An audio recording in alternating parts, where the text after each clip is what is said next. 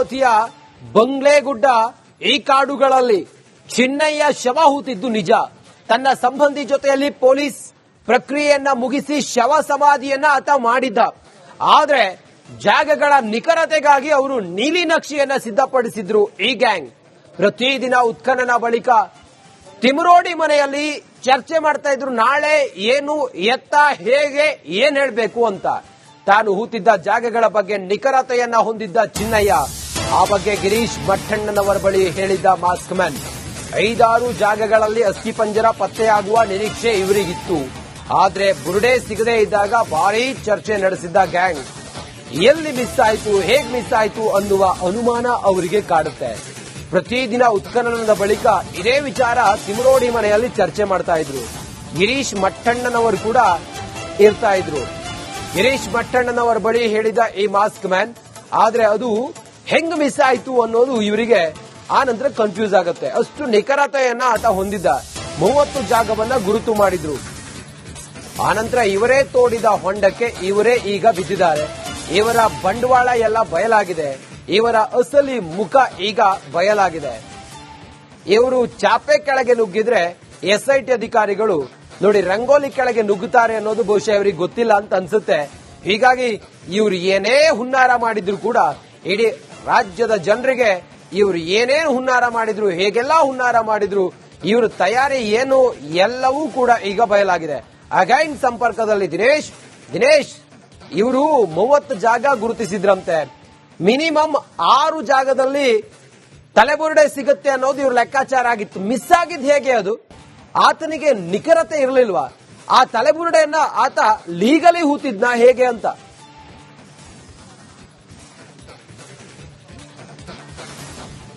ಹೌದು ರಂಜಿತ್, ಸುಮಾರು 30 point out ಗಳನ್ನ ಇವರು ನೀಲಿ ನಕ್ಷೆ ವೇಳೆ ಮಾಡಿದ್ರು. ಕೆಲವೊಂದು ಏನು ಆ ಒಂದು ಕಾಡು ಪ್ರದೇಶದ ಜಾಗಕ್ಕೂ ಹೋಗಿ ಇಲ್ಲಿ ಇರಬಹುದು ಅನ್ನುವಂತ ನಿಖರತೆಯನ್ನು ಕೂಡ ಮಾಡಿಕೊಂಡು ಬಂದಿದ್ರು ಅನ್ನುವಂತ ಮಾಹಿತಿಗಳು ಸಿಗ್ತಾ ಇರುವಂತದ್ದು. ಅದರಲ್ಲೂ ಕೂಡ ನೇತ್ರಾವತಿ ತೀರ ಪ್ರದೇಶ ಮತ್ತು ಬಂಗ್ಲಗುಡ್ಡದ ಪ್ರದೇಶಗಳಲ್ಲಿ ಸುಮಾರು 5ರಿಂದ 6 ಶವಗಳನ್ನು ಈತ ಹೂತಿದ್ದ. ಅಂದ್ರೆ ಯಾವ ರೀತಿಯಾಗಿ ಕಾನೂನು ಪ್ರಕ್ರಿಯೆ ಮುಗಿಸಿ ಉಳ್ಬೇಕು ಅದೇ ರೀತಿಯಾಗಿ ಈತ ಹೂತಿದ್ದ ಅನ್ನುವಂತ ಮಾಹಿತಿ ಅದರಲ್ಲಿ ಸಿಕ್ಕೇ ಸಿಗುತ್ತೆ ಅನ್ನುವಂತ ಒಂದಷ್ಟು ಕಾನ್ಫಿಡೆಂಟ್ ಕೂಡ ಇತ್ತು ಇವರ ತಂಡಕ್ಕೆ. ಅಂದ್ರೆ 5ರಿಂದ 6 ಕಡೆಗಳಲ್ಲಿ ಈತ ಅಂದ್ರೆ ಈ ಹಿಂದೆ ಕಾನೂನು ಪ್ರಕ್ರಿಯೆ ಮುಗಿಸಿ ಉಳಿದಂತ ಶವ ಏನಿದೆ ಅಲ್ಲ ಅದರ ಒಂದಷ್ಟು ಆಸ್ತಿ ಪಂಜರ ಆಗಿರ್ಬೋದು, ಅದರ ಮೂಳೆಯ ಬುರುಡೆಯ ಪೀಸ್ಗಳಾಗಿರ್ಬೋದು, ಅದು ಸಿಕ್ಕೇ ಸಿಗುತ್ತೆ ಅನ್ನುವಂತಹ ಕಾನ್ಫಿಡೆಂಟ್ ಅಲ್ಲಿ ಕೂಡ ಇದ್ರು. ಆ ಒಂದು ನಿರೀಕ್ಷೆ ಕೂಡ ಇತ್ತು. ಆದ್ರೆ ಅದರ ಜಾಗ ಕೂಡ ಈತನಿಗೆ ಮಿಸ್ ಆಗಿರುವಂತದ್ದು. ಅಂದ್ರೆ ಆತ ಗುರುತಿಸಿದಂತಹ ಸ್ಥಳದಲ್ಲಿ ಆತ ಹೂತ ಒಂದು ಜಾಗ ಆಗಿರಲಿಲ್ಲ. ಹೀಗಾಗಿ ಆ ಒಂದು 5-6 ಭಾಗ ಏನಿದೆ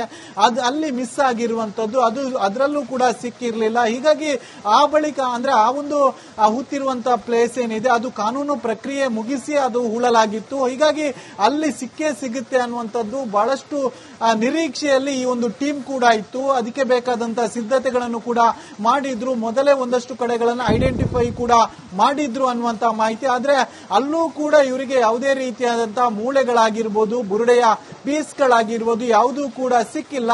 ಆ ನಂತರದಲ್ಲಿ ಇವರ ಒಂದು ಟೀಮ್ ನಲ್ಲೇ ಈ ಬಗ್ಗೆ ಬಹಳಷ್ಟು ಚರ್ಚೆಗಳು ಆಗಿದೆ. ಯಾಕೆ ಆ ಒಂದು ಪ್ಲೇಸ್ ನಲ್ಲೂ ಕೂಡ ಸಿಗ್ಲಿಲ್ಲ, ಈತನಿಗೆ ಮೊದಲೇ ಹೇಳಿದ್ರು, ಯಾಕೆ ಆ ಒಂದು ನಿಖರವಾದಂತಹ ಪಾಯಿಂಟ್ ಗಳನ್ನ ಈತನಿಗೆ ಗುರುತಿಸಲು ಸಾಧ್ಯ ಆಗ್ಲಿಲ್ಲ ಅನ್ನುವಂತ ನಿಟ್ಟಿನಲ್ಲೂ ಕೂಡ ಅವರಲ್ಲಿ ಬಹಳಷ್ಟು ಗೊಂದಲ ಮತ್ತು ಚರ್ಚೆಗಳು ಆಗಿರುವಂತದ್ದು. ಮತ್ತು ಇದೇ ವಿಚಾರಕ್ಕೆ ಒಂದಷ್ಟು ಮನಸ್ತಾಪಗಳು ಕೂಡ ಇವರ ಜೊತೆ ಆಗಿದೆ ಅನ್ನುವಂತ ಒಂದಷ್ಟು ಮಾಹಿತಿಗಳು ಕೂಡ ಲಭ್ಯ ಆಗ್ತಾ ಇರುವಂತದ್ದು.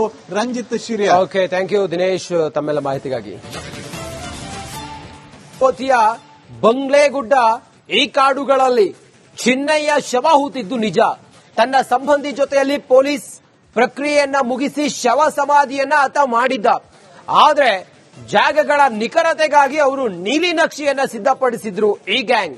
ಪ್ರತಿದಿನ ಉತ್ಖನನ ಬಳಿಕ ತಿಮರೋಡಿ ಮನೆಯಲ್ಲಿ ಚರ್ಚೆ ಮಾಡ್ತಾ ಇದ್ರು. ನಾಳೆ ಏನು, ಎತ್ತ, ಹೇಗೆ, ಏನ್ ಹೇಳ್ಬೇಕು ಅಂತ. ತಾನು ಹೂತಿದ್ದ ಜಾಗಗಳ ಬಗ್ಗೆ ನಿಖರತೆಯನ್ನ ಹೊಂದಿದ್ದ ಚಿನ್ನಯ್ಯ ಆ ಬಗ್ಗೆ ಗಿರೀಶ್ ಭಟ್ಟಣ್ಣನವರ ಬಳಿ ಹೇಳಿದ್ದ ಮಾಸ್ಕ್ ಮ್ಯಾನ್. 5-6 ಜಾಗಗಳಲ್ಲಿ ಅಸ್ಥಿಪಂಜರ ಪತ್ತೆಯಾಗುವ ನಿರೀಕ್ಷೆ ಇವರಿಗಿತ್ತು.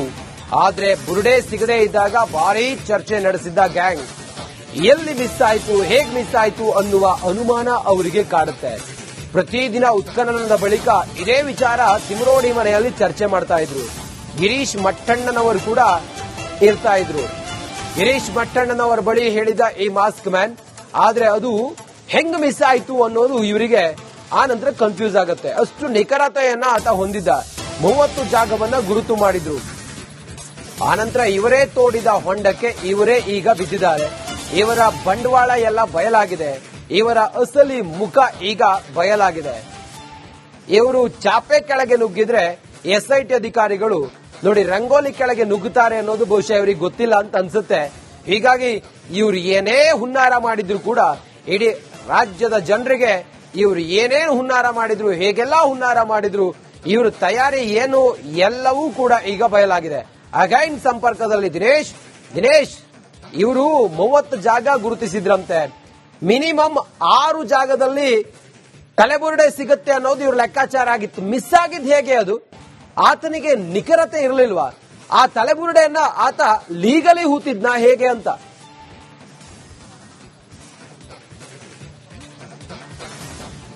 ಹೌದು ರಂಜಿತ್, ಸುಮಾರು 30 ಪಾಯಿಂಟ್ ಔಟ್ ಗಳನ್ನ ಇವರು ನೀಲಿ ನಕ್ಷೆ ವೇಳೆ ಮಾಡಿದ್ರು. ಕೆಲವೊಂದು ಏನು ಆ ಒಂದು ಕಾಡು ಪ್ರದೇಶದ ಜಾಗಕ್ಕೂ ಹೋಗಿ ಇಲ್ಲಿ ಇರಬಹುದು ಅನ್ನುವಂತ ನಿಖರತೆಯನ್ನು ಕೂಡ ಮಾಡಿಕೊಂಡು ಬಂದಿದ್ರು ಅನ್ನುವಂತ ಮಾಹಿತಿಗಳು ಸಿಗ್ತಾ ಇರುವಂತದ್ದು. ಅದರಲ್ಲೂ ಕೂಡ ನೇತ್ರಾವತಿ ತೀರ ಪ್ರದೇಶ ಮತ್ತು ಬಂಗ್ಲಗುಡ್ಡದ ಪ್ರದೇಶಗಳಲ್ಲಿ ಸುಮಾರು 5 ರಿಂದ 6 ಶವಗಳನ್ನು ಈತ ಹೂತಿದ್ದ. ಅಂದ್ರೆ ಯಾವ ರೀತಿಯಾಗಿ ಕಾನೂನು ಪ್ರಕ್ರಿಯೆ ಮುಗಿಸಿ ಉಳ್ಬೇಕು ಅದೇ ರೀತಿಯಾಗಿ ಈತ ಹೂತಿದ್ದ ಅನ್ನುವಂತ ಮಾಹಿತಿ ಅದರಲ್ಲಿ ಸಿಕ್ಕೇ ಸಿಗುತ್ತೆ ಅನ್ನುವಂತ ಒಂದಷ್ಟು ಕಾನ್ಫಿಡೆಂಟ್ ಕೂಡ ಇತ್ತು ಇವರ ತಂಡಕ್ಕೆ. ಅಂದ್ರೆ 5 ರಿಂದ 6 ಕಡೆಗಳಲ್ಲಿ ಈತ ಅಂದ್ರೆ ಈ ಹಿಂದೆ ಕಾನೂನು ಪ್ರಕ್ರಿಯೆ ಮುಗಿಸಿ ಉಳಿದಂತಹ ಶವ ಏನಿದೆ ಅಲ್ಲ ಅದರ ಒಂದಷ್ಟು ಅಸ್ಥಿ ಪಂಜರ ಆಗಿರ್ಬೋದು, ಅದರ ಮೂಳೆಯ ಬುರುಡೆಯ ಪೀಸ್ಗಳಾಗಿರ್ಬೋದು, ಅದು ಸಿಕ್ಕೇ ಸಿಗುತ್ತೆ ಅನ್ನುವಂತಹ ಕಾನ್ಫಿಡೆಂಟ್ ಅಲ್ಲಿ ಕೂಡ ಇದ್ರು. ಆ ಒಂದು ನಿರೀಕ್ಷೆ ಕೂಡ ಇತ್ತು. ಆದ್ರೆ ಅದರ ಜಾಗ ಕೂಡ ಈತನಿಗೆ ಮಿಸ್ ಆಗಿರುವಂತದ್ದು. ಅಂದ್ರೆ ಆತ ಗುರುತಿಸಿದಂತಹ ಸ್ಥಳದಲ್ಲಿ ಆತ ಹೂತ ಒಂದು ಜಾಗ ಆಗಿರ್ಲಿಲ್ಲ. ಹೀಗಾಗಿ ಆ ಒಂದು 5-6 ಭಾಗ ಏನಿದೆ ಅಲ್ಲಿ ಮಿಸ್ ಆಗಿರುವಂತದ್ದು, ಅದರಲ್ಲೂ ಕೂಡ ಸಿಕ್ಕಿರ್ಲಿಲ್ಲ. ಹೀಗಾಗಿ ಆ ಬಳಿಕ ಅಂದ್ರೆ ಆ ಒಂದು ಹೂತಿರುವಂತಹ ಪ್ಲೇಸ್ ಏನಿದೆ ಅದು ಕಾನೂನು ಪ್ರಕ್ರಿಯೆ ಮುಗಿಸಿ ಅದು ಹೂಳಲಾಗಿತ್ತು. ಹೀಗಾಗಿ ಅಲ್ಲಿ ಸಿಕ್ಕೇ ಸಿಗುತ್ತೆ ಅನ್ನುವಂಥದ್ದು ಬಹಳಷ್ಟು ನಿರೀಕ್ಷೆಯಲ್ಲಿ ಈ ಒಂದು ಟೀಮ್ ಕೂಡ ಇತ್ತು. ಅದಕ್ಕೆ ಬೇಕಾದಂತಹ ಸಿದ್ಧತೆಗಳನ್ನು ಕೂಡ ಮಾಡಿದ್ರು. ಮೊದಲೇ ಒಂದಷ್ಟು ಕಡೆಗಳನ್ನು ಐಡೆಂಟಿಫೈ ಕೂಡ ಮಾಡಿದ್ರು ಅನ್ನುವಂತಹ ಮಾಹಿತಿ. ಆದ್ರೆ ಅಲ್ಲೂ ಕೂಡ ಇವರಿಗೆ ಯಾವುದೇ ರೀತಿಯಾದಂತಹ ಮೂಳೆಗಳಾಗಿರ್ಬೋದು, ಬುರುಡೆಯ ಪೀಸ್ಗಳಾಗಿರ್ಬೋದು ಯಾವುದೂ ಕೂಡ ಸಿಕ್ಕಿಲ್ಲ.